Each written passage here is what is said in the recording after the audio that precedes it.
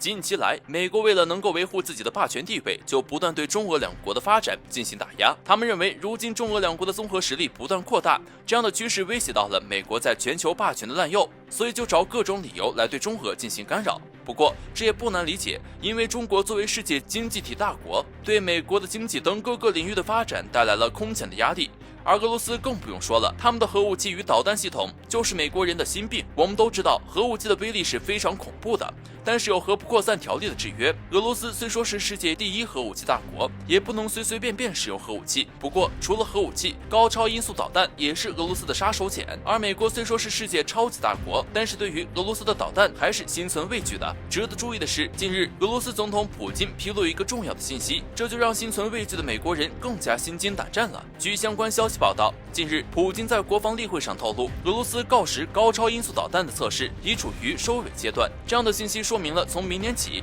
俄罗斯海军就可以列装该高超音速导弹。普京宣称，锆石高超音速导弹的测试试验，不论是水下还是水上，都能够准确的击中目标，也完全符合理想效果。所以从明年起，俄罗斯海军就可以列装锆石导弹。有相关分析师认为，这样的消息对美国来说可真是噩梦来袭。因为作为自己的死对头，美国本就对俄罗斯的高超音速导弹有些胆怯，如今眼看锆石高超音速导弹就要列装俄罗斯海军，这对美军来说是一种严重的威胁，因为他们没有足够的能力来防御高超音速导弹的正面打击，也意味着俄罗斯在对待美国的打压时拥有了更多的话语权。此前，美国参谋长联席会议副主席空军上将约翰·海腾就曾预言，显而易见的是，俄罗斯的导弹正在加快发展的速度。如果锆石等同类型的高超音速导弹被俄罗斯军队使用的话，那对美国来说有着非常严重的影响，很可能美国海军就此失去了主动权，因为美国当前的防御能力还不能够对锆石这样的高超音速导弹进行拦截。总之，国际局势变幻多端，但我们明白，军事实力就是硬道理，所以我们还应该加快发展国防实力，只有这样，我们才能面对美国这样的豺狼虎豹时，拥有更多的主动权。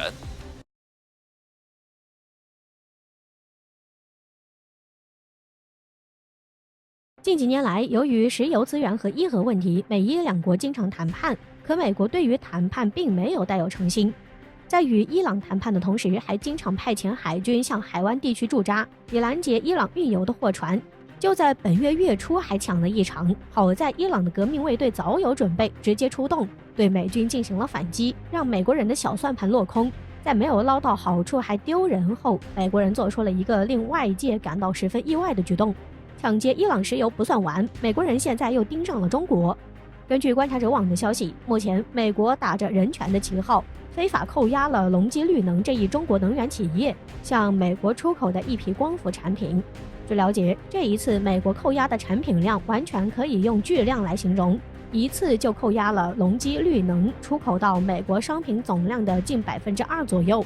毫无疑问，美国这是在打着人权的幌子，换了一种姿势抢劫中企，这完全就属于赤裸裸的强盗行为。众所周知，因为疫情原因，美国国内已经深陷严重的供应链危机中。可这并不是拜登在陷入困境的情况下开始公开抢夺、非法扣押中国企业的产品的理由。这样的一种做法，除了加深中美之间的分歧外，还将人权问题变成了美国人手中的一件利器。所造成的后果不仅会让美国所面临的困难进一步增加，还将使得人权问题这个字样变得污名化。美国似乎就找不到适当的借口来干涉他国的发展了，所以经常会就人权问题发表一些奇怪的理论。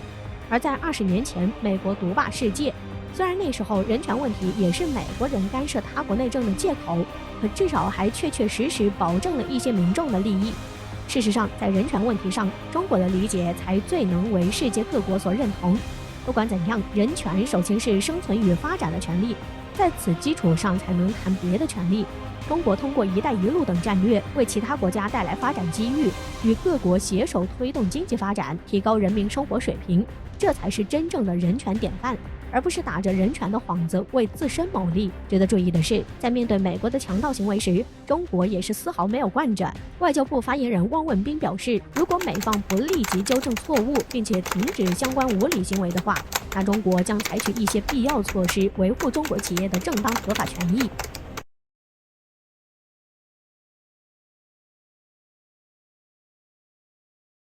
随着中国综合实力的逐渐强大，美国就开始把越来越多的注意力放在了中国，因为他们害怕中国的实力超越自己，对其在世界上的霸权地位产生威胁，所以就不断针对中国，从各个领域打压中国。在这样的背景下，美国的忠实小弟们也开始坐不住了，纷纷跟随美国一同针对中国，想要打压我们。其中很明显的马前卒之一就是澳大利亚。可笑的是，这个没有脑子的国家领导人莫里森还培养了一群没有脑子的高官，因为澳大利亚防长近日也开始说梦话了。据相关消息报道，近日澳大利亚国防部长达顿在参加澳媒节目时表示，法国是时候应该放下怨言了，因为法国在纠缠潜艇事件已经没有意义了，因为澳大利亚认识到此前做出的举动符合国家的最佳利益，所以包括莫里森在内的所有领导人绝对不会向法国为此道歉。随后达顿便将矛头对准了中国，宣称中国已经在走一条特殊的道路，所以我们必须共同努力，确保地区的安全与和平。简单的说，法国应该抛下潜艇合同带来的烦恼，一同和澳大利亚对付中国。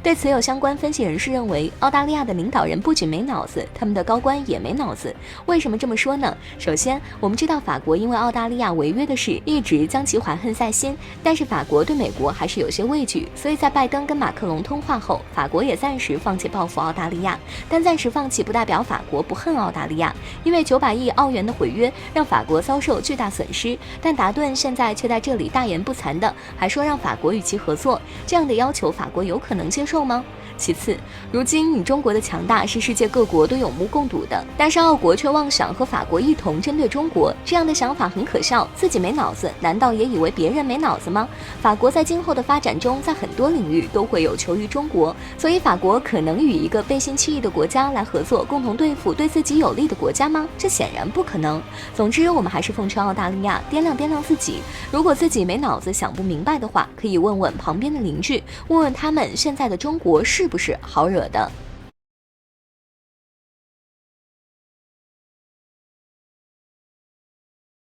近段时间，伊拉克选出反美势力当政，可谓是闹得沸沸扬扬。这结果一出，就有人开始着手看热闹了。可以说，这一结果很有可能导致伊拉克开始疏远美国，并彻底摆脱对美国的依附。但对美国来说，这可不是个好的征兆，其绝对不会容忍这种事情发生。可我们等来的不是双方会直接硬刚的场景，而是一场巨大的阴谋。伊拉克总理遭暗杀，还是发生在绿区。所幸的是，这件事情并未得逞，伊拉克总理成功逃过斩首行动。毫无疑问，这引起了伊拉克的高度重视，并对这起袭击事件进行公布，想要讨要说法。对于这起事件，美国抢先进行表态，白宫发出声明，对这起恶意事件进行谴责，并对伊拉克总理卡迪米进行了大力赞扬。不仅是如此，从拜登的话来看，美国有忙着接盘的打算，其表示美国会对该起事件进行高度关注，并打算和伊拉克持续性密切联系，并乐意为该起事件的调查提供一切的帮忙。不过仔细一想，这件事情来的确实蹊跷，打的伊拉克可以说是一个措手不及。绿区可以算得上是伊拉克戒备最森严的地方之一，很明显事情没有那么简单。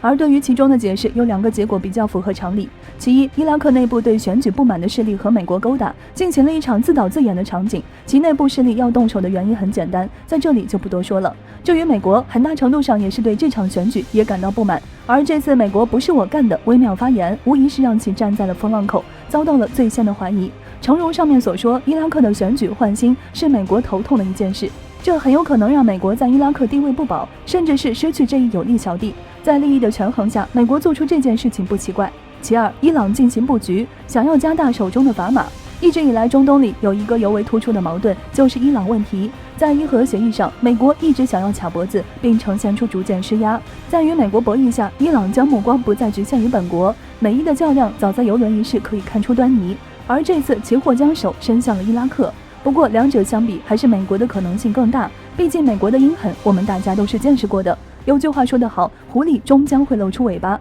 至于真正结果，只有接下来看局势如何变化了。